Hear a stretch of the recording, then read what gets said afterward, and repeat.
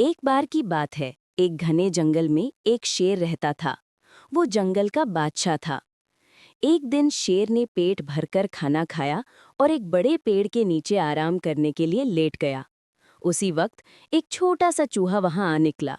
उसने सोते हुए शेर को देखा और मन में सोचा, ओ, क्या ही मजा आए अगर मैं इसके ऊपर खेलूं। चूहा शेर के ऊपर उछलने कूदने लगा, उसकी पूंछ से खेलने लगा। शेर की नींद खुल गई। वो गुस्से से गरजा और अपने बड़े पंजे में चूहे को दबोच लिया। बेचारा चूहा बुरी तरह डर गया। उसने कांपते हुए कहा, बादशाह सलामत, मुझ पर रहम कीजिए, इस बार मुझे माफ कर दीजिए।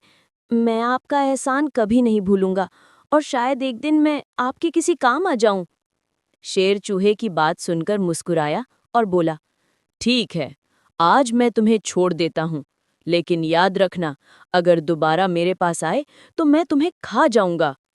चूहा झुककर बोला, शुक्रिया बादशाह सलामत, और वहां से भाग गया।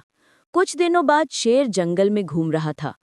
उसी वक्त कुछ शिकारी आए और उन्होंने शेर को पकड़ने के लिए जाल बिछाया।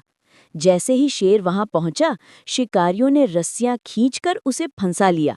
बेचारा शेर जोर जोर से दहाड़ने लगा, लेकिन कोई मदद के लिए नहीं आया। उसी समय दूर कहीं चूहे ने शेर की दहाड़ सुनी। वो दौड़ता हुआ आया और बोला, बादशाह सलामत, घबराइए नहीं, मैं आ गया हूं। फिर उसने जाल पर चढ़कर अपने तेज दांतों से रस्सियां काटने लगा। काफी मेहनत के बाद उसने शेर को आजाद कर दिया। शेर ने कृतज्ञता से कहा, नन्हे चूहे, आज तुमने जंगल के बादशाह की जान बचाई है।